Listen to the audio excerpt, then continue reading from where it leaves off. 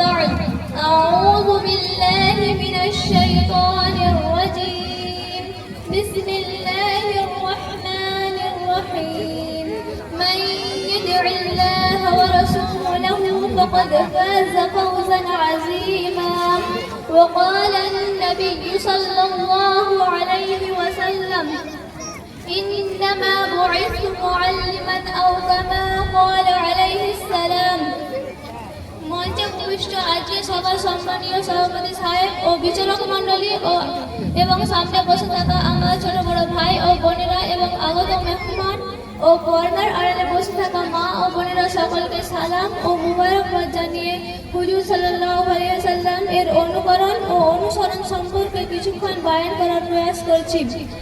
ওয়ামা তাওফীকি ইল্লা বিল্লাহ। সুধী শ্রোতা মণ্ডলী, সূর্যধারার বুক থেকে অস্ত্র যাওয়ার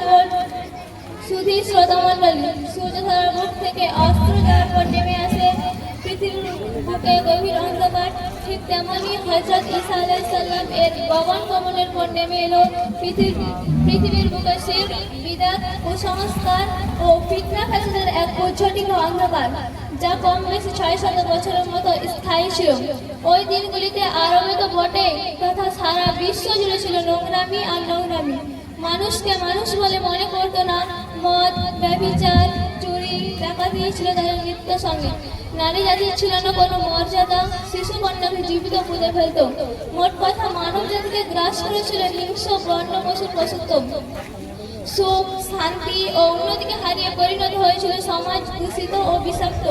ঠিক সেই সময় মানব জাতির উন্নতি কল্পে রহমতের ঝান্ডা নিয়ে নেমে এলেন বিশ্ব বৈজ্ঞানিক হুজুর সাল্লাল্লাহু আলাইহি ওয়াসাল্লাম এবং মাত্র 23টি বছরে আপন আদর্শ ও সুন্নাত দ্বারা মানব সমাজকে পৌঁছে দিলেন উন্নতি ও সভ্যতার চরম উৎকর্ষে, যা লেখনী কাজে সম্পূর্ণরূপে বর্ণনা করা সম্ভবপর নয়।